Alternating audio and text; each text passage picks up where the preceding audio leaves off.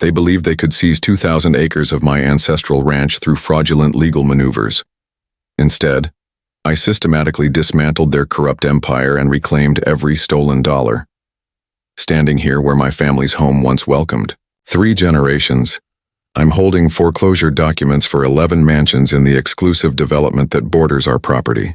The autumn breeze carries the diesel fumes from abandoned construction equipment across land, where my grandfather's heritage oaks once provided shade for countless summer afternoons. 6 months passed. I controlled the largest livestock operation spanning 4 counties. Today I own the financial institutions that held their mortgages. But here's what they failed to understand about me when Victoria Sterling, the self-appointed Community Association president, chose to wage war against my family's century-old legacy. What actions would you take if someone attempted to steal your great-grandfather's homestead while simultaneously contaminating your water source to conceal their criminal activities?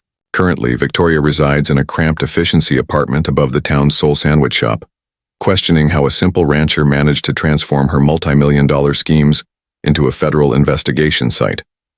Share your thoughts in the comments and tell me your location, because this account demonstrates that occasionally the underdog can prevail when you understand how the system truly operates. Stay with me because I'm about to reveal precisely how to reverse the power dynamic against corrupt authorities using their own methods against them. My name is Marcus Thompson, and I represent the 3rd generation to manage this land in Riverside, County, Montana. My grandfather purchased these 2,000 acres in 1953 using his veteran benefits. Gently rolling hills ideal for grazing with a natural stream flowing through the center that has never failed to provide water. Each morning for 36 years, I've begun my day with coffee on the wraparound veranda, listening to songbirds accompanied by the distant sounds of cattle in the meadows. It represents the kind of tranquility that cannot be purchased in any metropolitan area. The ranch faced financial challenges. Certainly, my separation 3 years ago didn't improve our monetary situation.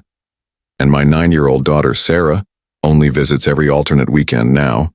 But we maintained profitability with our grass-fed beef program, serving a dedicated but small clientele who valued knowing precisely where their food originated. Then Victoria Sterling established residence next door. Envision this: perfectly styled platinum hair in a professional cut, consistently wearing high-end athletic wear that likely exceeded my monthly grain expenses, operating a pristine white luxury SUV that remained immaculate despite living in agricultural territory.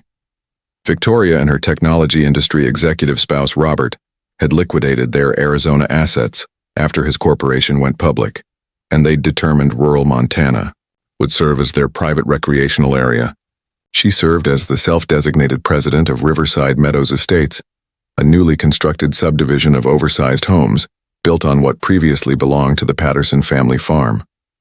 Our initial encounter occurred when she appeared unannounced, on a Wednesday morning, her professionally manicured fingernails drumming impatiently against my weathered wooden fence posts while I completed feeding the livestock. "Those feeding structures are unsightly," she declared without any greeting. "They're clearly visible from our community, and honestly, they're diminishing our property values." I courteously explained that my ranch had existed 71 years before her subdivision was constructed. I offered to establish some screening vegetation if it troubled her significantly. You know her response? "Trees require too much time to mature. You need to relocate your farming operations to somewhere less conspicuous." This woman had lived in Montana for exactly 3 months and was instructing me to conceal my cattle business. However, that marked only the beginning. During the following weeks, Victoria escalated from complaints to ultimatums to direct threats. The Homeowners Association transmitted formal notices regarding noise infractions. Apparently, my roosters greeting the dawn were disrupting their rest. They complained to county officials about disagreeable odors and unwanted wildlife that my ranch encouraged. Every reasonable compromise I proposed was rejected. When I suggested relocating the roosters farther from the boundary line, Victoria's reply was a legal demand letter from some expensive law firm claiming my entire operation constituted an agricultural nuisance. Standing in my barn that afternoon, reading that legal threat while Victoria's costly fragrance competed with the honest scents of hay and leather, I should have anticipated what was approaching. This wasn't about noise or property values. This concerned Victoria wanting my land, and she was prepared to destroy my family's heritage to obtain it. The genuine alarm came on a crisp October morning when I discovered surveyors on my property without authorization. When I confronted them, they presented paperwork claiming a 49-acre section along our shared boundary actually belonged to the Homeowners Association common area. Victoria materialized as if she'd been waiting nearby, clutching some questionable survey from 1979 that displayed completely different property boundaries than every other document I'd ever examined. The shocking part, my grandfather's original deed, the one that clearly established the Thompson family owned every acre, had mysteriously disappeared from the county records. Sometimes documentation gets lost over the decades, Victoria said with a smile that made my skin crawl. That's when I realized I wasn't confronting a difficult neighbor. I was facing a predator. Victoria didn't hesitate. Within a week, the Homeowners Association filed an adverse possession claim on those 49 acres, citing community use of the land for recreational trails. It transpired they'd been secretly maintaining pathways and installing benches on my property for 2 years. Cunning as wolves, executing it while I was in town for supply runs. Here's the legal technicality that nearly destroyed me. Montana adverse. Possession requires only 5 years of continuous use, but Victoria's attorneys claimed their substantial improvements accelerated the timeline. A judge granted a temporary restraining order preventing me from removing their trails or benches. Suddenly, I couldn't access my own land. But Victoria made her first error by becoming too clever. While investigating her claims, I discovered that Robert, her spouse, owned the surveying firm that had produced that convenient 1979 survey. Late evening internet research became my new routine, my fingers clicking through records while coffee grew cold on the kitchen counter. That's when I located the Arizona State Licensing Board's citation against the same surveying firm for, you guessed it, fraudulent boundary surveys. Here's your first legal insight. Adverse possession claims require hostile, open, notorious, and continuous use of property. Secret trail maintenance performed while the owner's absent doesn't qualify because it's not open and notorious. So, I possessed ammunition, but Victoria was just beginning her pressure campaign. The regional newspaper published a favorable article about the Homeowners Association's community improvement efforts, complete with a photograph of Victoria and her neighbors posing on their hiking trail. The caption praised their responsible land management on my grandfather's property. Then the anonymous threats began. A message slipped under my windshield wiper. Sell out or we'll make your life miserable. D. Hardware store owner, a homeowners association member, suddenly refused to extend my usual credit arrangements. The veterinarian who'd been treating my cattle for 16 years doubled her ranch visit fees overnight. It's remarkable how quickly your neighbors can become strangers when money is involved. But I wasn't completely isolated. During one of my visits to the county clerk's office, elderly Martha whispered something that changed everything. That woman's been in here quite frequently asking about historical surveys. Digging through dusty file containers, papers rustling between my calloused fingers, I discovered a pattern. 3 other longtime property owners near Riverside Meadows had quietly sold to developers after facing similar legal pressure. The real revelation: Victoria had requested copies of the Thompson family deed 7 months before filing her adverse possession claim. This wasn't opportunistic. This was premeditated. I gathered my remaining savings to hire an attorney in the state capital who specialized in property rights. Best investment I ever made. She located my grandfather's original 1953 deed in the state archives, clear as daylight, showing every acre of the 2,000 belonged to the Thompson family. We filed a motion to dismiss Victoria's claim and demanded attorney fees. Victoria's response was pure desperation disguised as righteous indignation. She appeared at my ranch with the county sheriff, claiming I'd threatened her during our last conversation. Sheriff Williams knew my family for decades. He simply politely explained that discussing property boundaries wasn't against any law he was aware of. As Victoria departed, she hissed at me, "This isn't finished, cowboy." She was correct about that, but she had no idea what she'd just initiated. Victoria's next move came straight from the neighborhood dictator handbook. The homeowners association voted to assess every member $4,500 for a legal defense fund to fight my frivolous lawsuit. $4,500 each from 45 families. That's over $200,000 to destroy one rancher who dared to defend his property rights. But Victoria wasn't satisfied with just bankrupting me legally. She began spreading rumors that my cattle were diseased, which triggered a state agriculture department inspection. My phone buzzed constantly with calls from inspectors while Sarah asked why Daddy seemed so worried all the time. The cattle were perfectly healthy, of course, but the inspection cost me a week of lost work and veterinary fees I couldn't afford. Then Victoria became creative with some late-night sabotage that would impress a criminal organization. Someone started cutting my fences after dark, allowing cattle to wander onto neighboring properties. I'd wake up to angry calls from other ranchers about my loose livestock, then spend hours rounding up confused cattle and mending wire. Trail cameras revealed the truth. Homeowners association members sneaking onto my ranch on all-terrain vehicles, deliberately cutting fence lines to create cattle trespass incidents. The acrid scent of fresh-cut wire and diesel exhaust from their midnight raids became regular morning discoveries. Victoria filed complaints with the county about my inability to control livestock. And Sheriff Williams, under pressure from his superiors, had to issue citations, $500 per incident, and the incidents kept happening. Here's legal insight number 2. Criminal mischief charges applied to intentional property damage. Even if individual incidents seem minor, when total damage exceeds $1,500, it becomes a felony in most states. While documenting Victoria's fence-cutting operation, I discovered her husband Robert had been flying drones over my property, claiming it was surveying work. Problem was, Robert didn't have a commercial drone license. One Federal Aviation Administration complaint later, and suddenly the aerial surveillance stopped. But Victoria was just warming up with her financial pressure campaign. The local bank president, guess which subdivision he lived in, suddenly called my ranch loan and demanded immediate payment. The feed supplier refused delivery unless I paid cash up front. My insurance company canceled my liability policy after anonymous complaints about dangerous conditions on the property. Sitting at my kitchen table, hands shaking as I counted cash for cattle feed while my daughter's college fund dwindled, I realized Victoria's strategy was death by 1,000 cuts. She couldn't steal my land directly, so she'd bankrupt me into selling. That's when Sarah asked why we couldn't go to the ice cream shop anymore like we used to.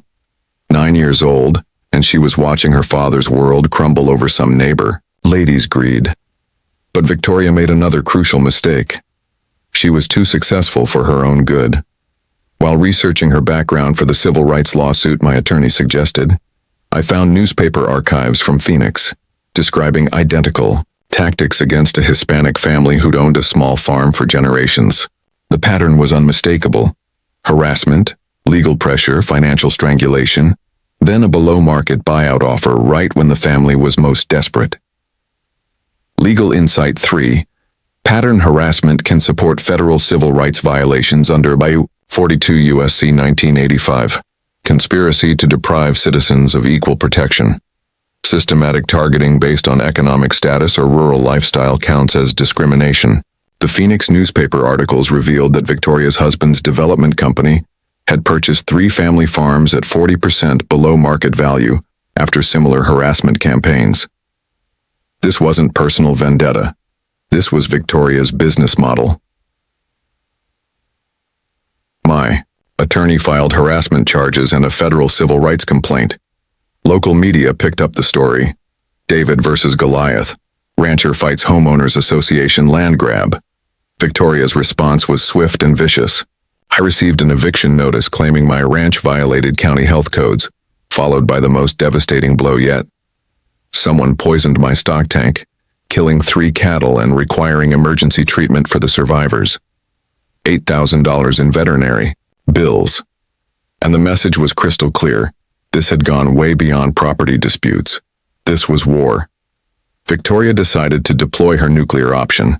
She discovered some obscure 1963 county ordinance requiring agricultural operations to maintain $2 million in liability insurance. Since my policy had been mysteriously canceled, This dormant law suddenly became grounds for shutting down my entire ranch. Sheriff Williams arrived at dawn with a cease and desist order. All cattle had to be removed within 72 hours or the county would seize them for public safety violations. Standing on my porch, watching Sarah cry as I explained we might lose everything while songbirds still sang their oblivious songs. Outside, I felt like David facing Goliath with a broken slingshot. That's when Victoria made her most revealing move yet. She offered to help by purchasing the ranch for 40% of market value. "Generous considering your legal troubles," she said with that predatory smile. The woman was literally profiting from the crisis she'd created. Meanwhile, the community turned against me faster than milk spoils in summer heat.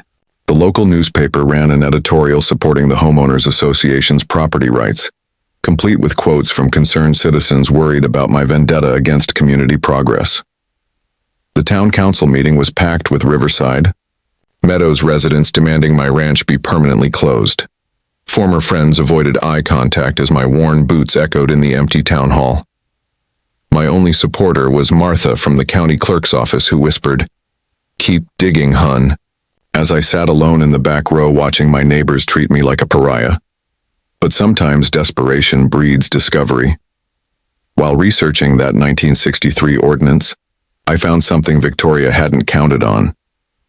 The law was originally written to target Native American ranching operations and had been ruled unconstitutional in 1979. The ruling was never formally added to county records, but federal law superseded local ordinances. Here's a critical legal insight. Discriminatory laws remain invalid even if not formally repealed. They can be challenged under the Equal Protection Clause. A civil rights attorney in the state capitol agreed to take my case pro bono after recognizing the historical discrimination pattern. While building my constitutional challenge, I stumbled onto something that changed everything. Riverside Meadows Homeowners Association had never filed proper incorporation papers with the state. Victoria had been collecting fees and issuing fines without any legal authority whatsoever. $360,000 in Homeowners Association accounts were actually under Victoria's personal control. Another legal insight. Operating a fake homeowners association is wire fraud if fees are collected across state lines. Federal felony with a 20-year maximum sentence. But Victoria wasn't done trying to destroy me. My well water suddenly tested positive for industrial chemicals.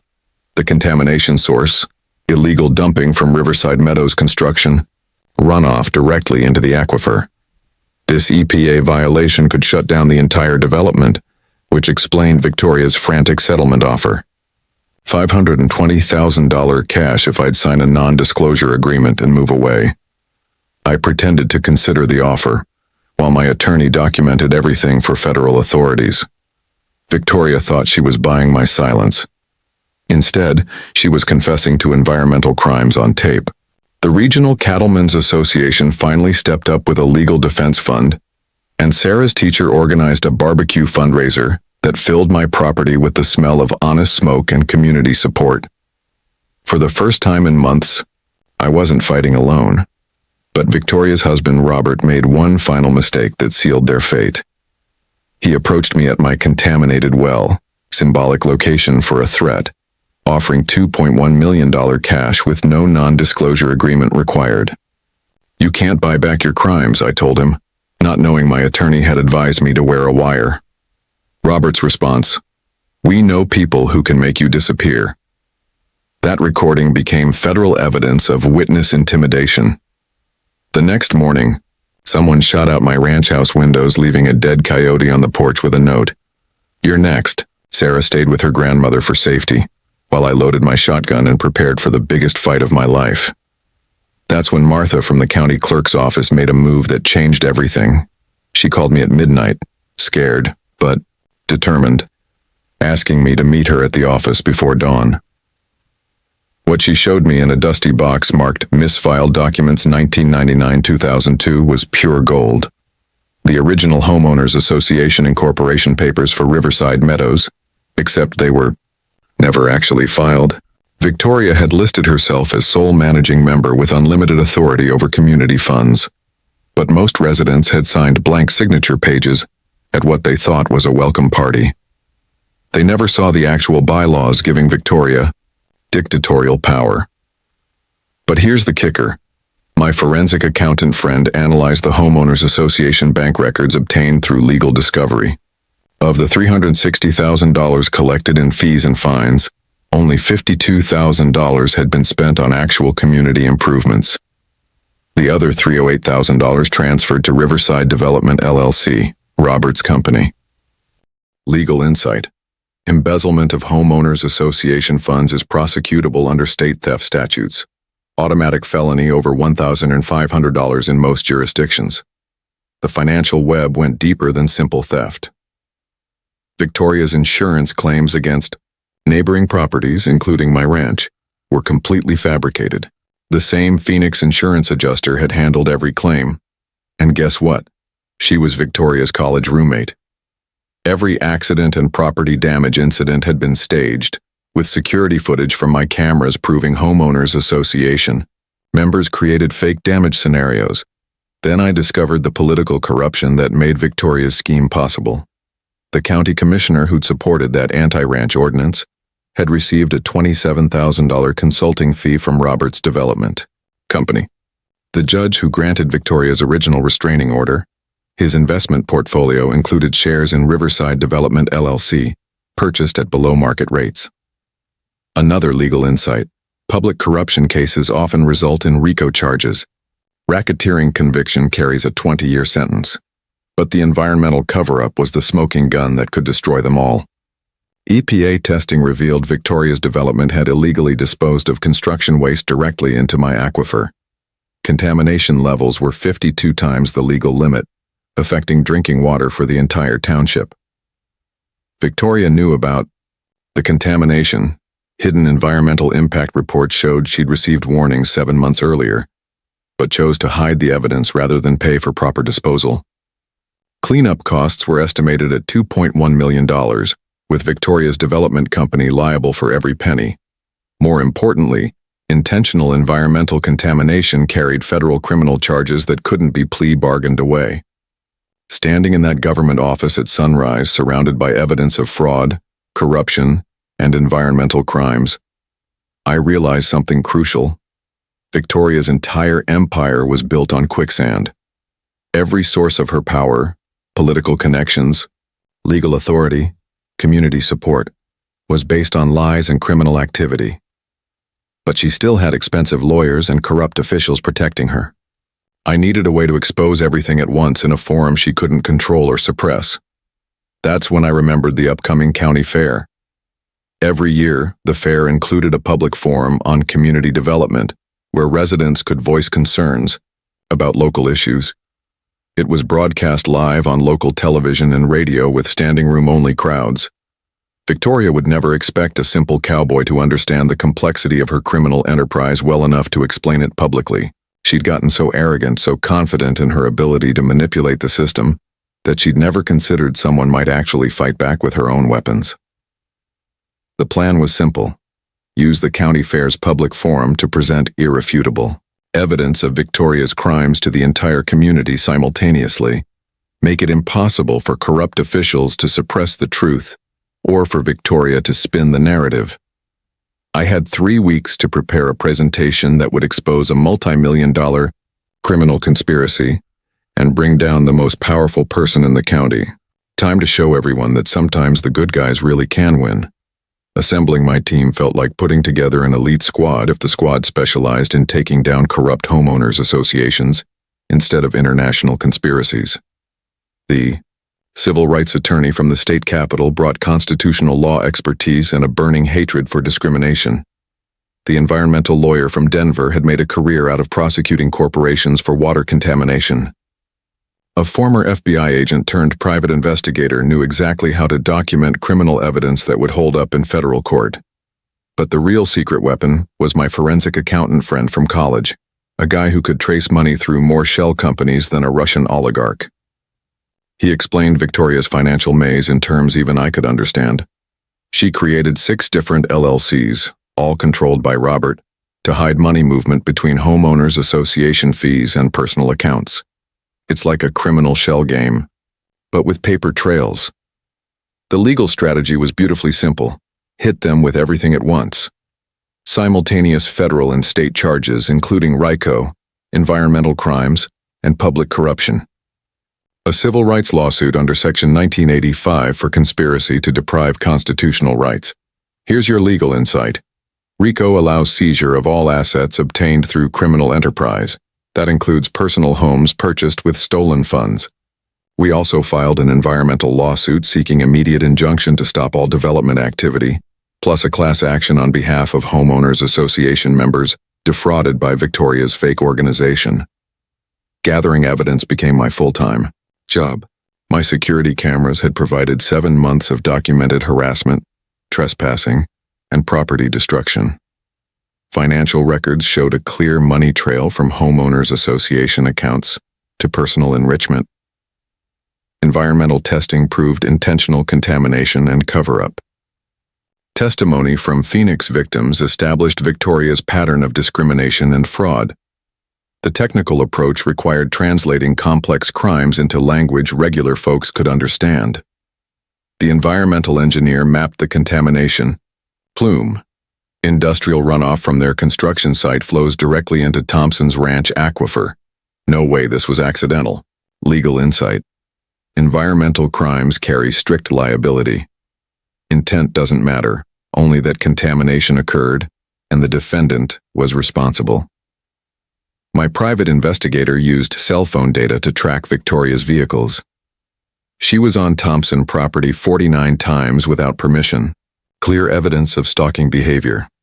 Meanwhile, we realized other homeowners association members were victims too. Many elderly residents feared Victoria's retaliation, but were willing to testify if protected. Final legal insight: whistleblower. Protection laws shield homeowners association members who report financial fraud. Retaliation becomes a separate federal crime. The Regional Cattlemen's Association provided not just legal defense funds but media support. Environmental groups joined our lawsuit, seeing precedent for protecting rural water rights. Even my daughter Sarah got involved, coaching me on speaking. Clearly like at school while I practiced my presentation. Learning PowerPoint at 36 felt like teaching a dinosaur to text, but my calloused hands slowly mastered the laptop keyboard. The environmental lawyer prepared court papers for immediate injunction if Victoria tried to flee. We installed professional recording equipment at the county fair venue because everything had to be captured perfectly. The media strategy was crucial. Document everything for maximum public impact. Time the revelation when maximum community members would be present, and prepare evidence packets for the State Attorney General, FBI, and EPA simultaneously. Social media would show before and after photos of environmental damage that spoke louder than any speech. But the personal cost was crushing. My savings were exhausted, the ranch mortgaged to pay legal fees. Sarah asking why Daddy looked so tired broke my heart every time. My ex-wife threatened to seek full custody due to the unstable situation. I survived on stale coffee and pizza boxes scattered across my dining table, papers covering every surface like some conspiracy theorist's fever dream. The final preparations included dry runs of my presentation, timing everything for maximum impact. We had backup plans if Victoria tried to disrupt the county fair or flee the jurisdiction. Everything was ready for the public confrontation that would expose Victoria's crimes to the entire community. 3 years of harassment, 7 months of legal warfare, and countless sleepless nights had led to this moment. Victoria wasn't going down without a fight. She discovered I was preparing something big through a homeowners association member who worked at the copy shop, where I'd been printing evidence packets. Her response was swift and desperate. A break-in at my attorney's office, searching for legal documents that could reveal our strategy. The security system caught Robert on camera rifling through file cabinets at 2 a.m., but the corrupted police claimed insufficient evidence for charges. Amazing how camera footage becomes blurry when it's inconvenient for the wrong people. Victoria's smear campaign went nuclear. Social media posts portrayed me as a dangerous loner obsessed with conspiracy theories. She created a fake fundraising campaign claiming she needed protection from her stalker neighbor, complete with staged photos of her looking frightened. Local social media groups got flooded with Victoria supporters posting concerns about public safety and demanding I be banned from the county fair. The anonymous threatening calls started coming faster than telemarketers during election season. My phone buzzed constantly with distorted voices promising violence if I didn't back off. Sarah asking why people were being mean to Daddy nearly broke my resolve. But I couldn't quit when we were this close to exposing the truth. Victoria convinced the county commissioner to increase security at the fair, hoping armed guards would intimidate me into silence. She spread rumors that I was mentally unstable and planning to hurt people at the public forum. Anonymous calls to Child Protective Services claimed I was an unfit parent due to paranoid behavior. But the real bombshell came with slide 3. Bank statements showing how Victoria had collected $360,000 in illegal homeowners association fees. The numbers were projected big enough for everyone to see. Money transfers from community funds directly to Victoria's personal accounts. Homeowners Association members gasped as they realized they'd been systematically defrauded for years. Victoria jumped up, screaming, "Those documents are fabricated." Exactly the desperate reaction I'd hoped for. Her perfect composure finally cracked, mascara running as she gestured wildly at the screen. The woman who terrorized an entire community for months was having a public meltdown. Then came the environmental evidence that turned gasps into outrage. Before and after photos of my poisoned well and dead cattle filled the screen. EPA test results showing contamination levels 52 times the legal limit. Video footage of illegal dumping from Riverside, Meadows construction site with Robert clearly visible directing the operation. The audience included families whose children drank from the same aquifer. Their fury was immediate and justified. Victoria's husband stood to leave, but found federal agents blocking every exit. The Phoenix connection sealed their fate. Video. Testimony from the Hispanic family describing identical harassment, discrimination, and forced sale of their generational farm. Newspaper archives proving this was Victoria's systematic criminal enterprise, not an isolated property dispute. The community realized they'd been harboring predators who specialized in destroying vulnerable families. But the political corruption, evidence brought the house down. Documents showing the $27,000 bribe to the county commissioner. Email records proving the judge's financial ties to Victoria's development company. Phone recordings of Sheriff Williams discussing ways to pressure the cowboy. The audience erupted in shouts demanding immediate arrests, with county officials heading for exits like rats abandoning a sinking ship. My final slide was the mic drop moment I'd been building toward. Question: what happens when you steal $360,000 through a fake homeowners association, contaminate public water supply, bribe government officials, and threaten families? I paused, looking directly at Victoria's tear-streaked face. Answer: you lose everything, and everyone watching knows you're criminals. Federal agents stepped forward with arrest warrants as I spoke. Victoria screamed, "This is a setup," as handcuffs clicked into place, but the only thing being set up was justice finally being served. The FBI arrested Victoria, Robert, the county commissioner, and the homeowners association attorney on federal charges. As the charges were read aloud, RICO conspiracy, environmental crimes, wire fraud, bribery, civil rights violations, the crowd erupted in cheers that could be heard 3 counties over. Sheriff Williams tried slipping away, but state police arrested him for corruption and witness intimidation. Local news cameras captured everything, with the story going statewide within hours. The standing ovation lasted 5 minutes. Homeowners Association members apologized through tears. Elderly residents finally shared their stories of intimidation, and the town mayor called for immediate investigation of all county land deals. When regional television interviewed me live, I stayed calm and dignified. This isn't about me versus them. It's about protecting communities from predators who exploit good people's trust. Justice tastes like freedom, and it's sweeter than any county fair funnel cake. The legal resolution was swift and satisfying. Victoria and Robert pleaded guilty to 49 federal charges, earning 16 years each in federal prison. Asset forfeiture recovered $2.4 million, including Victoria's house, cars, and jewelry. Turns out crime really doesn't pay when you're facing RICO prosecution. Every defrauded homeowners association member received full refunds plus damages, and environmental cleanup began immediately using seized criminal assets. My ranch's water well was cleaned and certified safe by independent testing, paid for with money Victoria had stolen from her own neighbors. My personal life healed faster than I'd dared hope. The custody case got dismissed when my ex-wife admitted Victoria had paid her legal fees, and Sarah returned to the ranch with stories about helping Grandma bake cookies while Daddy fought the bad people. We planted new oak trees where Robert's bulldozers had destroyed the old ones, Sarah insisting we needed happy trees to replace the sad ones.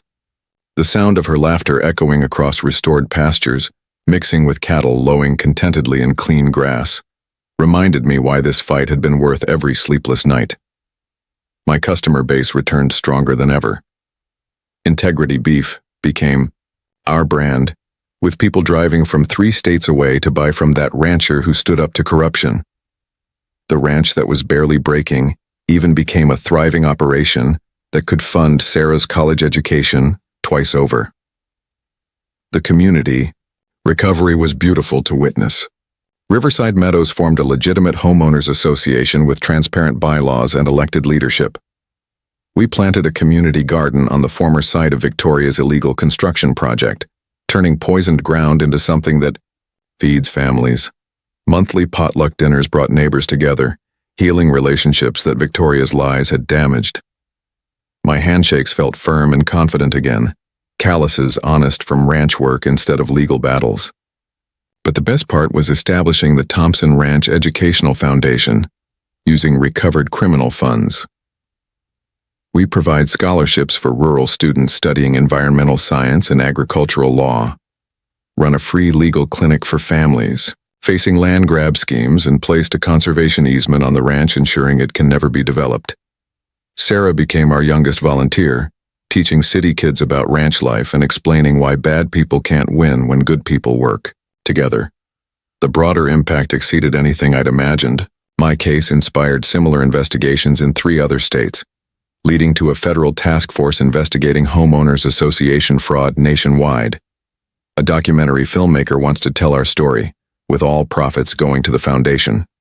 Congressional hearings on rural land rights featured my testimony, and my case established legal precedent that fake homeowners associations constitute organized crime under RICO statutes. I remarried Lisa, the local teacher who'd supported me throughout the ordeal. Our wedding was held in the pasture where Victoria had tried to build her illegal development, with Sarah serving as flower girl, scattering wildflower petals instead of traditional roses. The regional cattlemen elected me president, giving me a platform to advocate for property rights across the Mountain West. Standing in the same spot where this story began, I'm surrounded not by destruction, but by restoration. Our new house sits where the old one stood, featuring solar panels and sustainable design that proves you can honor the past while building for the future.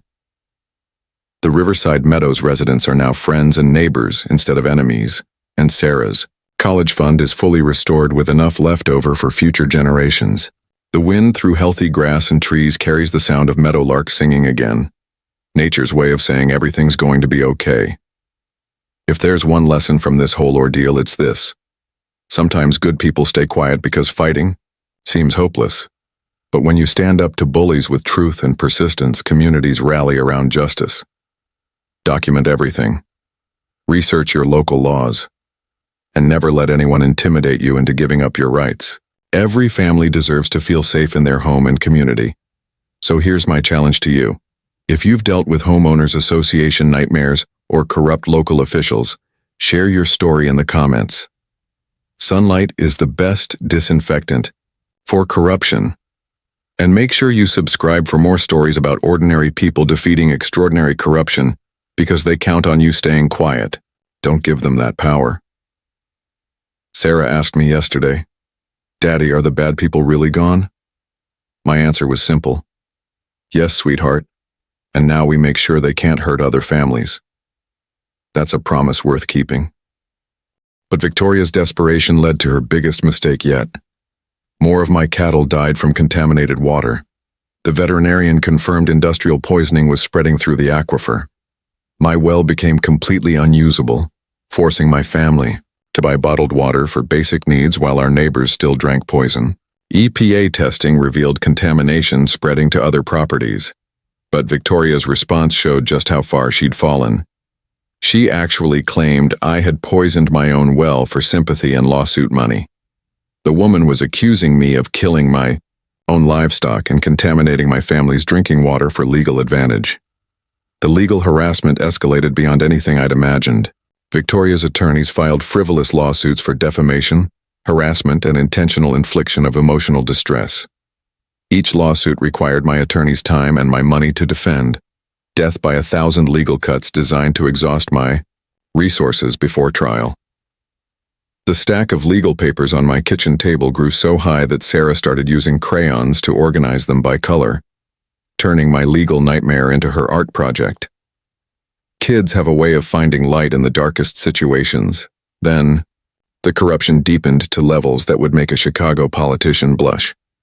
The county judge, Victoria's ally, granted a restraining order so broad it prevented me from harassing homeowners association members. The order was deliberately vague, making it illegal for me to document further crimes or interview witnesses. Sheriff Williams served the papers with a smug smile, saying, "Maybe you should just sell and move on." While I was legally muzzled, Victoria's husband began construction on my disputed 49 acres. Despite ongoing litigation, bulldozers arrived at dawn, destroying century-old oak trees my grandfather had planted. Standing on my porch, watching heritage timber fall while legally powerless to stop it, felt like watching vandals desecrate a cemetery. But my allies continued gathering evidence despite the restraining order. The private investigator documented Robert's illegal construction activity. The environmental lawyer filed emergency motions to stop destruction of potential crime scenes. Destroying evidence during pending litigation constituted obstruction of justice, separate felony charges that kept adding to their growing criminal liability. Victoria made one final attempt at controlling the narrative. She showed up at Sarah's school, claiming to be a concerned citizen reporting an unsafe home environment. Thankfully, the principal wasn't a homeowners association member and politely escorted Victoria off the property. But the message was clear. Nowhere was safe from her reach.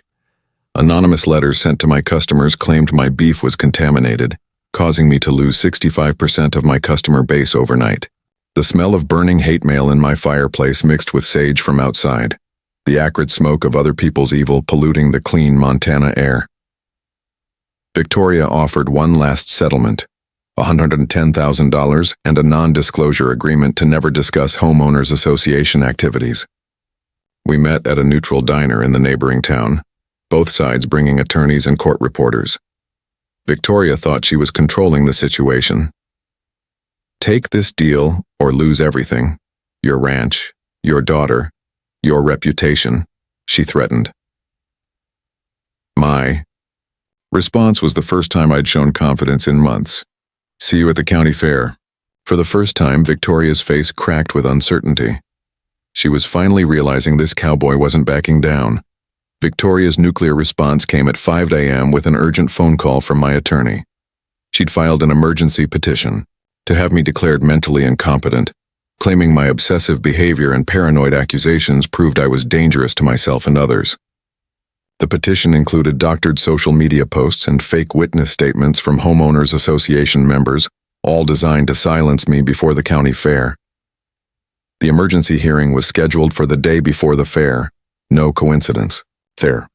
Victoria was trying to have me declared legally insane so nothing I said would carry weight with the community. But she wasn't finished destroying my life. My ex-wife simultaneously filed for emergency full custody, citing the unstable living situation at the ranch. What I discovered later was that Victoria had been secretly paying my ex-wife's attorney fees through one of her shell companies. The custody hearing was scheduled for the same day as the competency hearing. Victoria's strategy was brilliant in its cruelty. Destroy my credibility and isolate me completely on the eve of my biggest fight. The media assassination was perfectly orchestrated. The local newspaper ran a front-page story. Troubled ranchers' vendetta against community. The article cited anonymous sources claiming I'd threatened violence at the county fair, accompanied by photos of me looking disheveled after months of sleepless nights. Victoria was quoted as a reluctant spokesperson who feared for community safety. Regional television news picked up the story, portraying me as an unstable extremist bent on revenge. The political pressure reached absurd levels. County commissioners called an emergency meeting to address public safety concerns, discussing whether to cancel the fair's public forum entirely. Victoria supporters packed the meeting, demanding I be banned from public events. I sat alone in the back row while former friends avoided eye contact like I had some contagious disease. Then someone called in an anonymous bomb threat against the fairgrounds, which got blamed on my inflammatory rhetoric.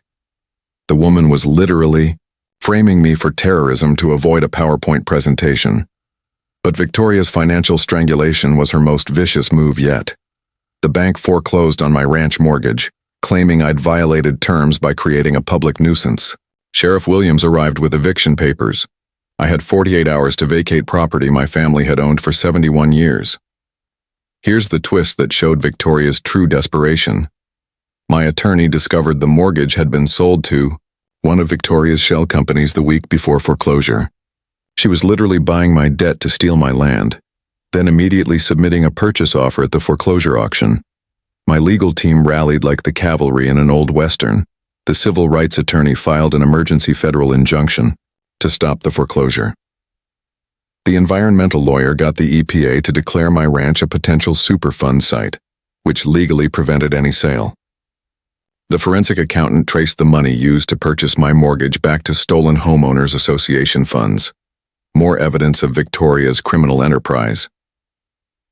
Victoria's desperation reached comic book villain levels when she attempted to bribe my attorney to withdraw from the case. The conversation was recorded as evidence of witness tampering. Then Robert approached me directly at my contaminated well. Symbolic location for a final threat. "We know people who can make you disappear," he said, apparently forgetting I was wearing a wire. That recording became federal evidence of witness intimidation. But Victoria wasn't done. The night before the county fair, someone shot out my ranch house windows, leaving a dead coyote on the front porch with a note. "You're next." Sarah stayed with her grandmother while I loaded my shotgun and checked doors and windows, getting zero sleep before the biggest day of my life. The sound of every settling board in the house made me jump, but I wasn't backing down now. Morning arrived with carnival smells, funnel cake and hay, livestock and diesel generators. I arrived at the fairgrounds early to set up my presentation, despite death threats. Victoria arrived with private security claiming she'd received credible threats. Media swarmed due to the manufactured controversy. Federal agents positioned themselves quietly in the crowd. My attorney had tipped them off that today would be the day Victoria's criminal empire finally collapsed. The smell of Normal County, fair life, barbecue smoke and sawdust masked the extraordinary confrontation about to unfold in front of 300 witnesses.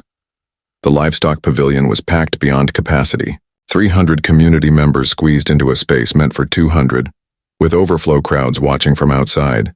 The public forum began with Victoria taking the microphone first, playing the victim card like a seasoned politician.